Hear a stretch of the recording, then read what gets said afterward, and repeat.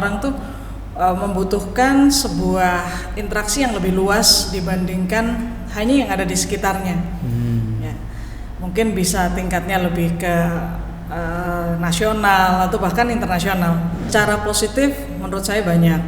Artinya kita bisa mengeksplorasi kreativitas tadi seperti yang saya sebutkan ya. Orang memainkan video, melakukan editing. Teman-teman, kalau akun itu Anda nggak private, berarti akun itu semestinya punya publik. Ya tapi kembali lagi, brand personality seperti apa yang ingin kita tunjukkan kepada publik atau kepada follower kita.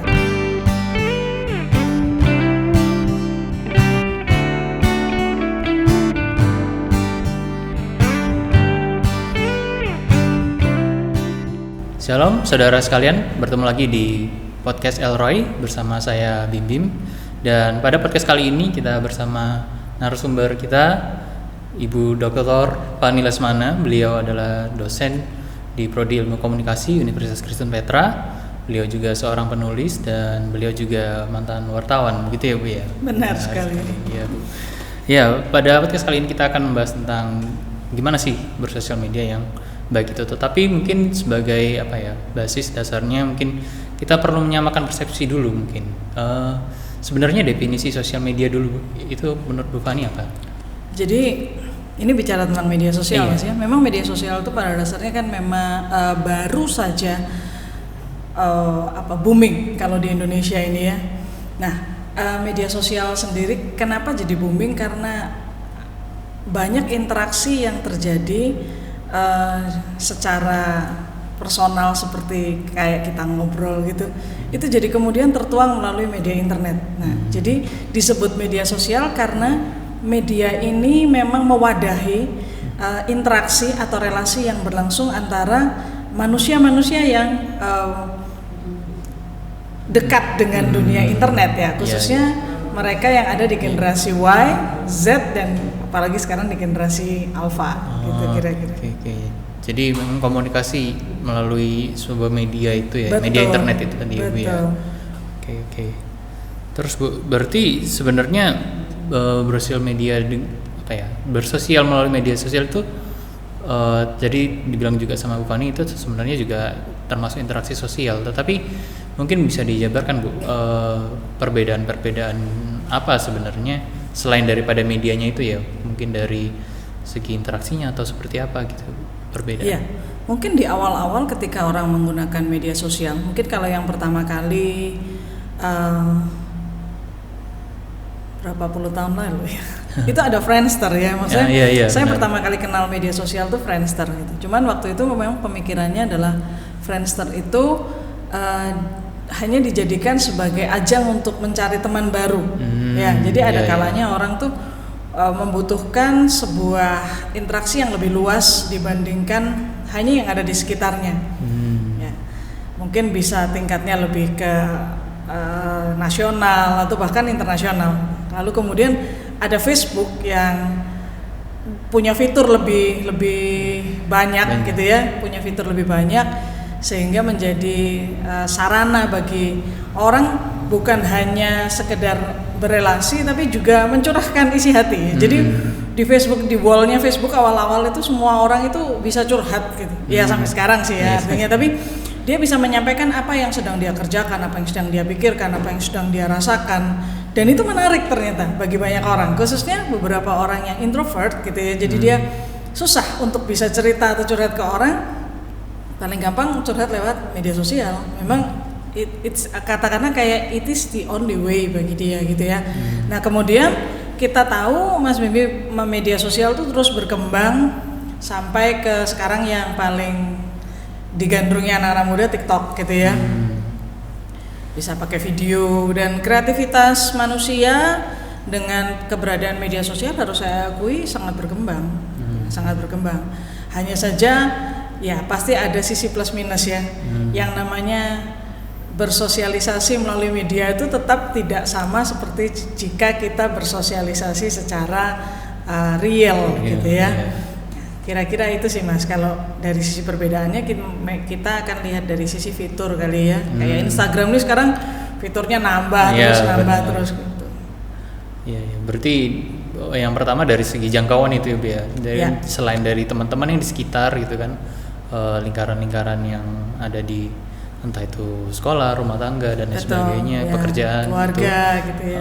Terus kemudian karena tadi juga ada apa namanya media internet itu tadi, orang-orang di seluruh dunia bisa berteman gitu ya Bu ya. Terus kemudian tadi dari beberapa orang yang mungkin introvert ya mungkin kesulitan ketika bertemu dengan orang, dia bisa tetap berkomunikasi dengan orang tanpa harus bertatap muka gitu ya Bu ya. Benar ya Bu ya. Iya, oke. Terus Bu, sama itu tadi ya fitur ya. Nah, kalau dari Bu Fani sendiri, kira-kira dampaknya Bu yang lain mungkin dari bermedia sosial itu apa ya Bu ya? Ya, kalau kita bicara dampak pasti ada positif, pasti ada negatif gitu ya. Secara positif menurut saya banyak. Artinya kita bisa mengeksplorasi kreativitas tadi seperti yang saya sebutkan ya. Orang memainkan video, melakukan editing, lalu kemudian bisa mengeluarkan bakatnya. Kadang kan orang nggak tahu ya, bisa nyanyi ya ternyata ya, suaranya bagus juga ya ternyata ya. Jadi dampak positifnya menurut saya banyak gitu ya. Hanya saja memang segala sesuatu pasti ada dampak negatif. Salah satunya seperti yang saya katakan, kita juga mungkin jadi akan canggung ketika kita berjumpa dengan orang secara real. Salah satunya persoalan manner kali ya, masalah etika. Karena kan ketika kita itu ada di sosmed atau di media sosial, banyak dari kita itu juga yang ya udah gini kan fine, oke, nggak ada masalah. Bahkan sampai beberapa teman yang masih muda gitu ya berkata bahwa ini kan akun saya personal, jadi mau saya apa-apakan fine, oke ya. Tapi saya perlu sampaikan gitu kepada teman-teman yang masih muda ya, teman-teman, kalau akun itu Anda nggak private, berarti akun itu semestinya punya publik, karena semua orang atau setiap orang yang bisa masuk ke akun kita, bisa follow atau apa gitu ya, itu otomatis akan melihat kita. Nah, disitulah seharusnya manner tetap dijaga gitu. Nah, tadi kembali lagi ke relasi yang ini ya, fisik gitu ya. Jadi kadang-kadang ketemu perlu nyapa nggak sih? Gitu ya.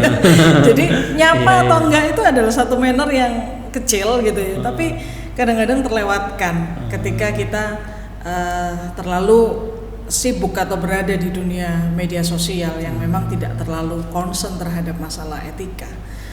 Saya bukan berkata bahwa teman-teman yang di media sosial semua tidak beretika ya. Jadi saya perlu disclaimer dulu nih. Iya. Gitu. Oke.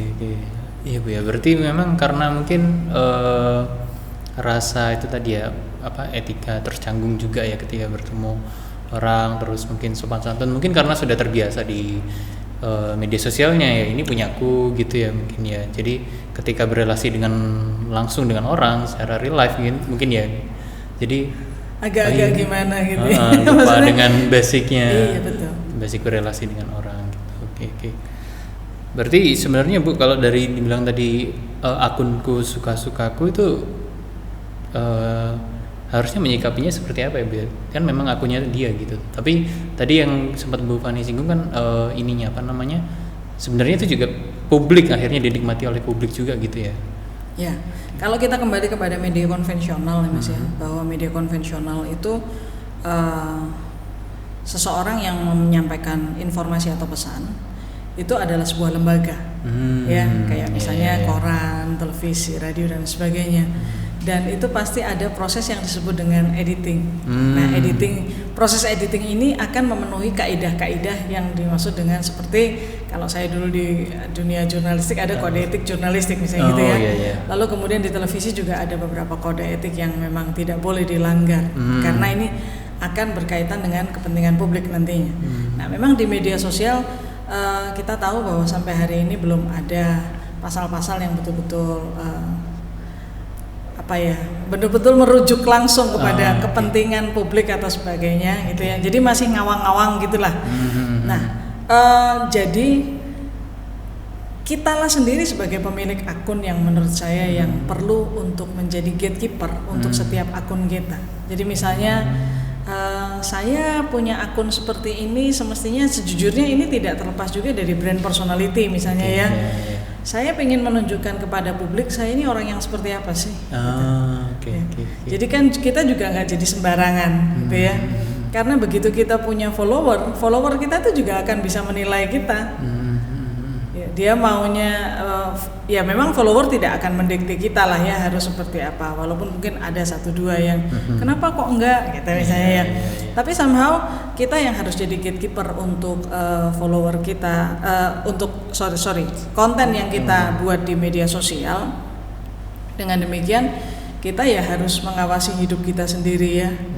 Sebab ya tapi kembali lagi brand personality seperti apa yang ingin kita tunjukkan kepada publik atau kepada follower kita. Kan kita tahu bahwa media sosial sekarang bukan cuma sekedar dipakai buat tempel-tempel foto kegiatan, tapi bisa juga dipakai untuk katakanlah berjualan, marketing gitu maksudnya, jualan apa dan itu kan keren banget ya. Satu kali katakanlah ada satu post gitu ya, satu feed di katakanlah saya sebut Instagram gitu, yang itu kontradiktif dengan apa yang kita jual di awal, itu bisa merusak semuanya menurut saya. Berarti sebenarnya juga kita perlu memfilter juga ya sebenarnya postingan-postingan kita, kecuali memang di private untuk diri sendiri mungkin. Betul. Atau kita hanya punya circle tertentu ya. Kalau saya dengar sih beberapa teman-teman muda ini memang punya second account yang isinya hanya teman-teman terdekat kali gitu ya. Itu mungkin ada the other side. Iya, benar. Ya memang kita sebenarnya ada 3 sisi ya Bu ya, untuk publik, untuk teman-teman kita dan untuk diri kita bahkan sendiri. Untuk diri kita sendiri, betul. Iya Bu. Ya, terus itu Bu. Nah, itu kan sebenarnya tadi beberapa dampak positifnya itu kan tadi kita bisa mengekspresikan banyak hal sebenarnya dan nggak terbatas dengan berteman, berrelasinya juga nggak terbatas begitu. Nah, mungkin karena banyaknya hal atau dampak positifnya itu dari sisi ini ya, dari sisi perorangannya, akhirnya beberapa orang itu malah jadi kecanduan sama bersosial media, entah itu menikmati konten-kontennya orang, entah kemudian dia mengkreasikan kontennya sendiri juga, terinspirasi, terus kemudian akhirnya fokus sama konten dan akhirnya mungkin ya itu ya keterikat sama sosial media dan kecanduannya itu gimana itu Ibu ya? Mungkin tanda-tandanya Bu, mungkin ada beberapa orang yang memang kerjanya atau mungkin memang fokusnya sama konten, tetapi ada juga yang sebenarnya itu termasuk kecanduan gitu. Oke. Ini tidak bisa dipungkiri Mas ya, kalau sudah terkait dengan monetizing ya, bicara tentang duit gitu ya. Siapa sih yang nggak kepingin kerja gampang, terus duitnya banyak? Dan kita ini seringkali silau. Saya katakan silau itu kan karena ada pancaran seperti ini kan, lampu memancar gitu ya. Kita tuh silau dengan apa yang terjadi pada orang lain. Kita lihat ketika seseorang itu bisa monetize dengan akun media sosialnya, lalu kita berpikir bahwa why not? Kenapa saya nggak coba? Ya oke, boleh, bagus. Tapi kita juga mesti ingat bahwa jalan hidup orang juga tidak sama menurut saya, dan tidak selalu apa yang kita buat dengan akun media sosial kita itu memang bisa dimonetize gitu. Nah, jadi kalau yang tadi Mas Bim tanyakan perihal kecanduan gitu ya, itu mungkin dia sekedar menikmati konten-kontennya sampai melupakan hal yang lain. Nah, kalau saya katakan itu semestinya sama sih ya dengan orang kecanduan yang lain. Orang hobi aja bisa kecanduan.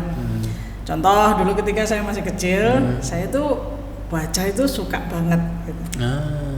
Walaupun kemudian ketika beranjak dewasa saya kemudian mengubah konsep bahwa membaca itu bukan hobi tapi habit gitu ya. Jadi keharusan ya, bukan hobi tapi habit. Nah, tetapi karena saking saya tuh hobi baca gitu, sampai berjam-jam itu saya bisa baca dan gak peduli dengan di sekitar. Dan kebetulan saya memang orang introvert gitu Mas. Nah, jadi menurut saya baca itu adalah suatu hal yang bagi saya I'm alive di situ, saya hidup di situ. Nah, sama seperti ketika seseorang suka dengan konten-konten di media sosial, ketika dia ngeliatin dia ketawa-tawa sendiri, dia happy, itu dia merasa bahwa saya hidup di sini. Nah, jadi semestinya sama sih ya. Kalau sampai konteks kita kecanduan misalnya 1 jam, kita 4 4 jam tanpa henti nonton konten media sosial. Artinya kita harus batasi sendirilah ya. Karena kalau adik-adik yang masih sekolah, masih kuliah ya, artinya kan masih punya tanggung jawab untuk belajar. Jadi kembali lagi pada tanggung jawab sih kalau saya mau garis bawahin itu. Berarti sebenarnya selama selama nggak melupakan tanggung jawab, selama tetap menjalankan kewajiban, selama juga ya nggak lupa dengan hal-hal produktif gitu, sebenarnya masih nggak apa-apa ya Bu ya sebenarnya ya. Mungkin ya saya nggak bilang nggak apa-apa juga, nanti saya dimarahin bapak dan ibu di rumah. Iya. Tapi artinya ya kita yang perlu batasin diri lah ya. Jadi jujur saya sendiri juga kalau malam sebelum saya tidur juga saya sempat buka beberapa konten di media sosial, khususnya berita. Gitu. Bukan karena saya dosen terus gaya berita, tapi kan tidak bisa terluputkan bahwa ketika saya lihat gitu ya, kan pasti ada konten yang lain juga selain berita. Ya it's okay ya, saya nikmatin aja. Dan di satu sisi saya kadang merasa itu menguntungkan, karena dari yang saya nggak tahu urusan katakanlah dunia drama Korea gitu ya, akhirnya saya bisa mulai ngerti dikit-dikit. Dan ketika ngobrol dengan mahasiswa jadi nyambung. Nah itu jadi keuntungan dong harusnya ya. Karena saya jadi bisa ngobrol dengan mahasiswa karena saya punya konten yang dekat dengan mereka. Karena kalau konten saya sendiri kan harusnya enggak ya. Apalagi saya dosen komunikasi gitu ya. Jadi kontennya berita gitu. Nah, jadi ini punya hal lain lah yang untuk diobrolkan sehingga bisa lebih dekat. Ya akhirnya jadi sesuatu. Kalau kita bisa nangkep positifnya sih asik-asik aja sih. Berarti sebenarnya bisa jadi jembatan malah Bu ya, Bu, karena itu kan ya topiknya relate gitu. Betul. Jadi kita mesti ini aja lah melihat bahwa semua informasi itu penting dan menarik bagi kita. Hanya saja bagaimana kita mengelolanya nanti. Kan mesti dimasak juga. Iya. Nah, sebaliknya kalau kita tadi sebagai pemilik akun mesti memfilter tadi ya Mas Bim katakan semua konten yang kita sampaikan, kita sebagai produsen penikmat konten gitu juga harus memfilter konten apa sih semestinya yang paling kita perlukan, tidak kita kurang kita perlukan, bahkan tidak kita perlukan gitu. Misalnya saya juga lihat ini nggak perlu ya, saya geser langsung kan dia gitu ngapain gitu. Ngapain bikin waktu ya saat iya betul skip gitu aja. Iya Bu. Terus kalau dari Bu Fani sendiri Bu, itu tadi kan kalau nggak salah Bu Fani juga bilang Bu Fani habitnya adalah membaca tadi ya. Terus kemudian ya perlu juga akhirnya selalu ingat juga dengan kewajiban, tanggung jawab dan sebagainya. Tapi sebenarnya Bu, mungkin kalau sudah masuk ke dalam sosial media itu kan kadang lupa waktu gitu kan. Mungkin karena ya itu tadi Bu merasa alive gitu kan di dalam. Aku seneng nih di sini gitu. Nah, untuk mengatasi hal itu Bu, kira-kira mungkin dari Bu Fani ada tips something gitu Bu? Takes time kali Mas ya, butuh waktu. Karena gini, saya sekarang udah di usia yang cukup matang gitu. Jadi saya bisa, pasti bisa. Tapi bagaimana dengan adik-adik di usia khususnya generasi Z, generasi Alpha gitu ya? Ya tentu orang tua yang masih harus mengingatkan. Jadi diingatkan terus-menerus. Main gadget boleh, main iPad boleh, dibatasin setengah jam ya. Setelah itu, nah jadi ya di sisi lain orang tua juga harus memberikan arahan dan juga konsekuensi. Kalau misalnya lewat dari setengah jam, kamu mesti ngapain gitu. Nanti karena gini di sisi saya bukan psikolog ya. Iya Bu. Tapi saya coba bicara dari sisi ketika kita penggunaan media sosial aja. Sebab kalau adik-adik kecil kita ini juga tidak diberikan konsekuensi, misalnya karena dia melakukan pelanggaran terhadap penggunaan media sosial katakanlah, itu nanti jadinya akan seperti meremehkan gitu lah ya. Paling diomelin ya, udah diomelin masuk telinga kanan, keluar telinga kiri, selesai gitu. Satu teman saya memberikan konsekuensi yang cukup menarik untuk anaknya. Jadi misalnya kalau kamu lus gitu ya, maka kamu malah nanti nggak boleh main selama beberapa hari. Gitu. Jadi ada konsekuensi, ada tektokannya gitu. Nah, dengan diberikan konsekuensi seperti itu, menurut saya itu akan melatih disiplin diri sendiri. Oke. Bahkan kadang-kadang saya sempat dengar gitu ya, pinta selalu anak-anak gitu, main mah setengah jam, janji setengah jam gitu. Iya, sering juga saya dengar. Dan itu saya pikir bagus. Iya. Memang kan sudut pandang setiap orang terhadap orang lain saja, kalau kita ketemu nggak sama. Setiap orang dalam konteks ilmu komunikasi pasti punya field of experience dan frame of reference yang berbeda-beda.